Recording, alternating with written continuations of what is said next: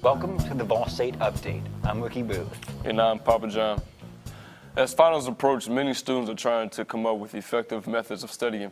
Connor James hits Thick Pen Library. I'm here to tell you how to study during finals.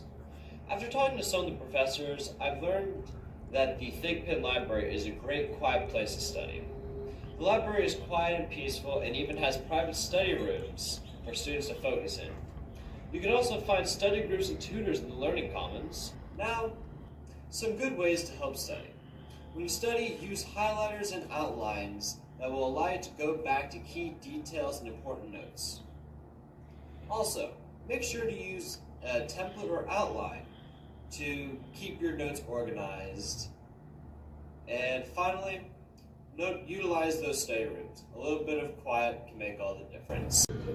I have seen quite a bit of group studying, checking out our library study rooms, making use of the dry erase boards for writing their terminology out, and also borrowing note cards from us to use for flashcards for terms for different. What are some resources do you recommend for students who are struggling with material?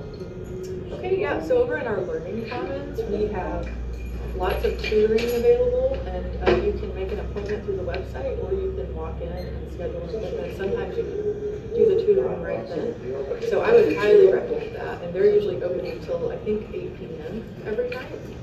After talking to Brittany and figuring out all of those key ways to help study for finals, so if you go to Ball State Community College and are struggling to study for finals, come over to the Think Pen Library. This is Connor James. 'Tis the season to go shopping, and Ethan tells us going local can be fun.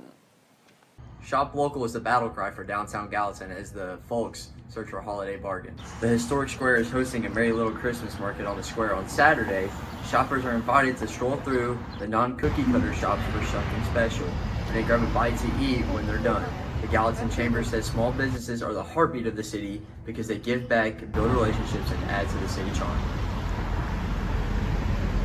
It's also the season to assist those in need.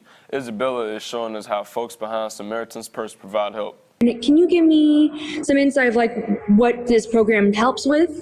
It's Operation Christmas Child, ran by the Samaritan's Purse, which is a Billy Graham organization. And what they do is they take these boxes that people donate, they add to them for children between the ages of 3 and 14. And they come through small churches like this, and then they go on to a processing center. There, they will sort through the boxes, make sure there's enough things with inside. Also, sometimes things cannot go in the boxes, like soap or deodorant, things like that. Then they get sorted, and they go off to villages all around the world. Are you able to track them or see if they got to the right people sort of thing, or does it just go to the village and it just gets passed on to other people? When people donate and put things within the box, they are providing for a certain age group.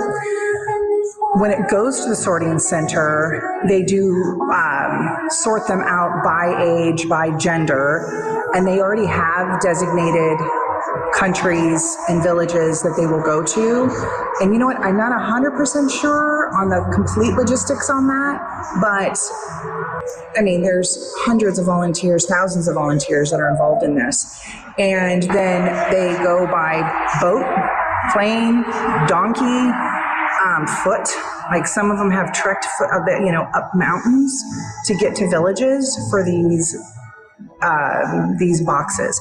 They've already pre-distinguished what age groups and genders that they're going to. Some of the cool thing about this is when they go to the villages, they also provide a Bible in their language and a book about the greatest journey. But I mean, it's gone all over Africa, all over Asia, Russia, South America.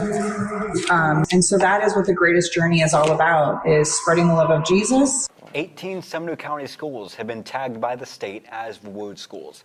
That means they excel in attendance, achievement scores, growth scores, English learner proficiency, graduation rates, and graduate preparation. The reward schools are Bethpage Elementary, Burris Elementary, Brown Elementary, Guild Elementary, Howard Elementary, Indian Lake Elementary, Knox Doss Middle School, Liberty Creek Elementary, Liberty Creek High School, Liberty Creek Middle School, Middle Hyde Magnet School, Berry Elementary, Booth Sumner Elementary, Oakmont Elementary, Ellis Middle School, Hunter Middle School, Westmoreland High School, and Westmoreland Middle School. Looking for a holiday parade? How about one on the water? The Deck the Halls Christmas Boat Parade launches at 5:30 p.m. this Saturday at Drakes Creek in Hendersonville. The parade cruises by Mallard Park and onto Sanders Creek Ferry. The event is free to the public to enjoy and enjoy the boat owner to take part. The city is looking forward to folks lighting up the lake and having boatloads of holiday cheer this year. Not much celebrating lately for local fans. Here's a look at sports. I'm Chris, we're Pioneer Sports. The Tide take on the Browns this week, with Shador Sanders leading the charge for Cleveland. Both the Browns and the Titans logged another L over the weekend, with Cleveland losing to San Francisco 26-8, and the Titans dropping another one to the Jaguars 25-3. Cam Ward had a rough day, finishing 24 of 38 for 141 yards. Not exactly a game to make the home crowd smile. In college basketball, the Tennessee Vols take on Illinois this Saturday at Bridgestone with Music City Madness. Game time starts at 7 p.m. The Vols rank 17th in the AP Top 25. Vol State's men's basketball team takes on Cleveland State Community College this Saturday at home. The Pioneers are 4-2 at Pickle. Game time starts at 4 p.m. The Pioneers won their last game against Community Christian College 96-59. The ladies Pioneers also face Cleveland State at home, taking on the Cougars in the first game at 2 p.m. The Lady Pioneers are 2-2 at home. Nashville ultimately fell to Winnipeg Jets 5-2 Saturday night at Bridgestone Arena. The Preds have recalled for Reed Schaefer from Milwaukee. The 22-year-old has played 15 games for the Emmanuels this year and is tied for the second points with 14. That wraps up this edition of Pioneer Sports. I'm Chris. The chill in the air isn't going away anytime soon. Here's a look at the forecast. I'm Matthew Brasher with your Pioneer forecast. Expect some sprinkles throughout the day with some gray skies straight through tomorrow. The high will be 54, the low will be dropping to 36 this weekend, but still above freezing. For the most part, it will be around 51, especially in Lafayette. We're in ragweed season right now, so if you have hay fever, take off your shoes when you get into the house and wash your clothes often if you spend much time outside. I'm Matthew Brasher with your Pioneer forecast.